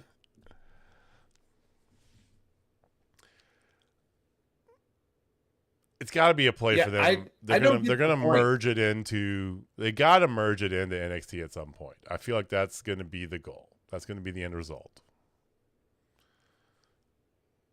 Which I don't like to say. I'm still a TNA fanboy at heart, right? And there's a lot of TNA goodness they did in this show, right? The Hardys, despite whatever, Hardys were in a really stupid ladder match, which screams TNA, which ended with a drop ladder, like the helicopter ladder that Jeff Hardy climbed up to try and do a swanton off of, and thank God they stopped him. There was a ton of stuff, but I don't know where they go. Austin, where do they go? I don't know. Like, I gave them a shot when they did the rebrand. They're like, we're going back to TNA. We've got this pay-per-view. Was it Hard to Kill or whatever last January? Yeah, whatever it was. Yeah. I gave them a shot. I watched pay-per-view. It wasn't bad. It was enjoyable, but there was nothing that made me want to keep watching TNA from there. Everything I see from this, like, this all just makes it seem like this, as someone that watches almost all pro wrestling, this makes me even less inclined to watch TNA because, like, I could just watch NXT. Like, this just makes them look lesser. So I don't understand the point of any of this. Jamie, do you have answered your own question? How does that benefit? I think, if anything, this is what it says. Hey, come work for TNA. Because we're going to show off our stuff on a different show, but you're not going to benefit from it in any way, shape, or form. It's going to benefit us as a company, but I can't pay you any more money for it. But you can work here. And that's pretty cool. You might get to wrestle a few NXT people from time to time. You know what? Now that you say that, I actually think that's probably not a bad way for TNA to try and attract talent. Like, if you want to get to WWE, WWE's watching over here. They're clearly watching AEW as well, but if TNA is trying to sign some people, they could say, like, we are basically a pipeline into NXT. I kind of get that, I guess, but I mean, it still really doesn't make a whole lot of sense. It doesn't. I mean, for what to put both your titles on people not your company. And if you do sign with TNA, you can still do indie stuff, right? Like Maggie Lee, she still does indie stuff, and others as well. So, of course, though, the best moment of the night, bar none, Leon Slater won the X Division title, okay, and is immediately greeted after the match by a double drum kick and a very familiar song. Out comes AJ Styles. TNA AJ Styles, right? Crowd was singing his song. I know he doesn't like, for some reason, he doesn't like his old school, the I Am song. I love it. And I was good. I was Classic. so pumped. It was so good, right? But He talked about that. He says he just came out to it for so long, he's just kind of burned out on it. And I get it. I mean, he was the face of TNA, One day when TNA, if they ever do close up shop, he is the one that's on the top of that food chain. Even though you had, Jeff Jarrett, his family that started, you had Kurt Angle and Sting and Christian Cage, and it's AJ Styles. AJ Styles is on top of that pyramid by far. And it was cool to have him come out and teases the whole one more TNA match against Leon Slater. So, yeah. A little fan service mixed in with everything. Of course, if you pay attention to Eric Bischoff, all TNA needs is the right TV partner, and they'll be the number 2 promotion in America by this time next year. He's just saying that for clicks, man. I don't know. Oh, he's so yeah. He's a grifter, man. That's all he does. He was lucky to be successful in WCW. He ran it into the ground. Mm-hmm. Got to TNA, ran that into the ground. Like let's look at a statement. We don't have to spend a lot of time on this, but let's look at a statement. All TNA needs is the right TV partner. If the right TV partner was there, they would fucking be on TV. Yeah. They're not. It's not. This company has been around for over 20 years. Like, they are what they are at this point. They were on TV. They were on TBN. They were on Spike. When Spike was actually a pretty decent network, too. Yeah. Right?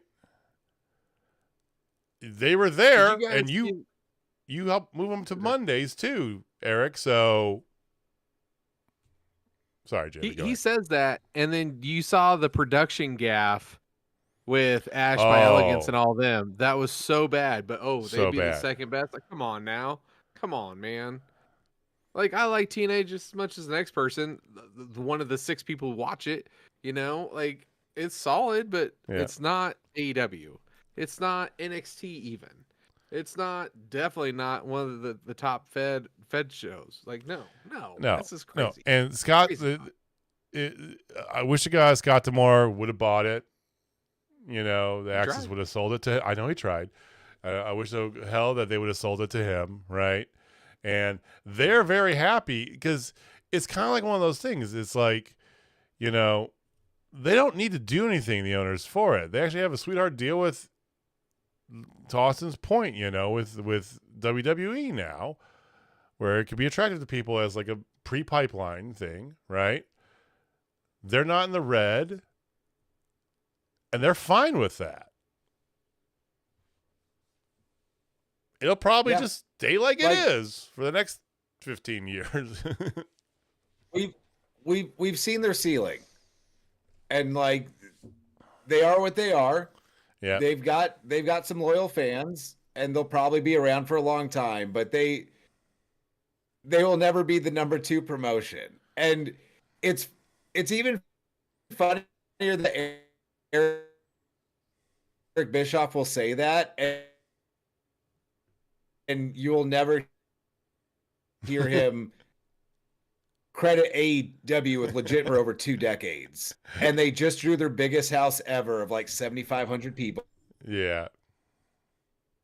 Which is a very good crowd for pro wrestling. And AEW 3rd biggest gate, and they've been around for 6 years. Yeah. There's nothing AEW is doing that TNA couldn't have done at any point in the last 20 years. They won't, because it's just not them. I mean, it's just not what they're going to do. The whole conversation's played out, Jamie. I mean, let's be completely honest.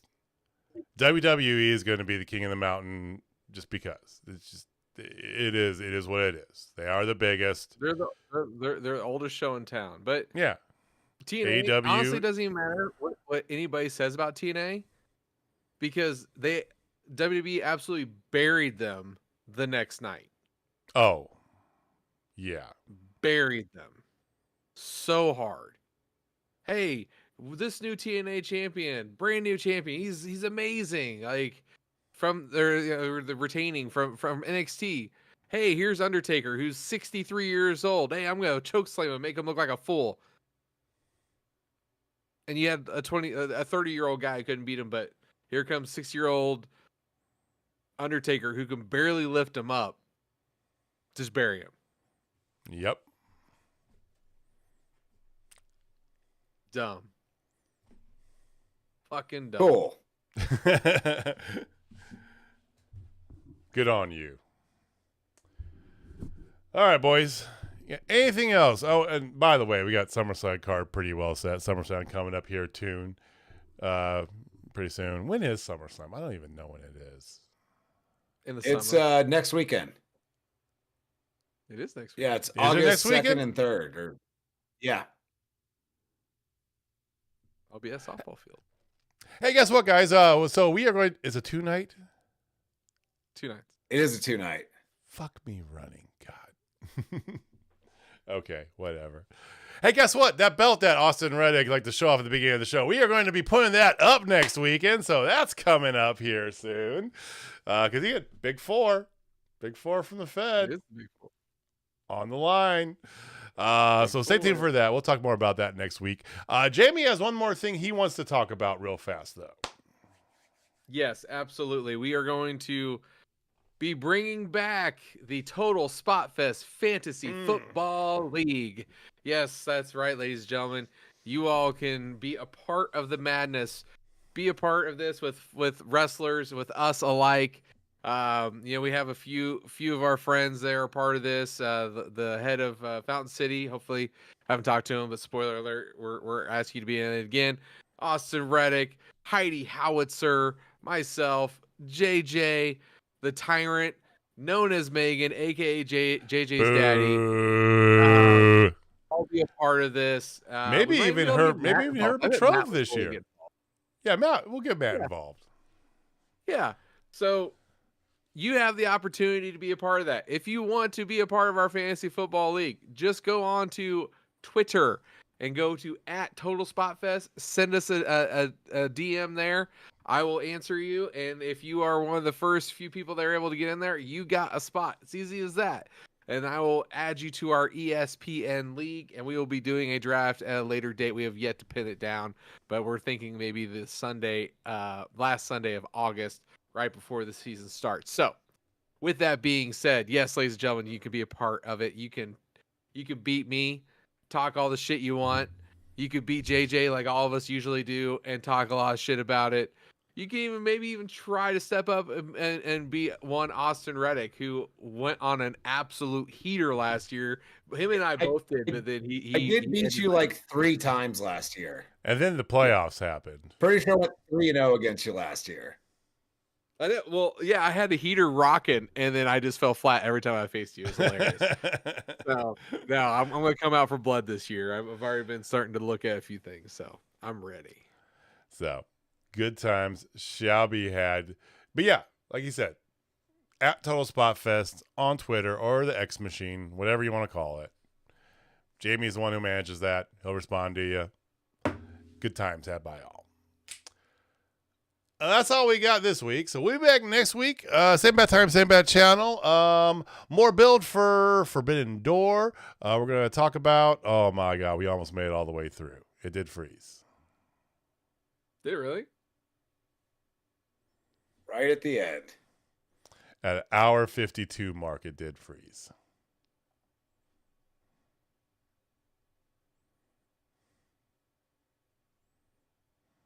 Oh, yeah, right there.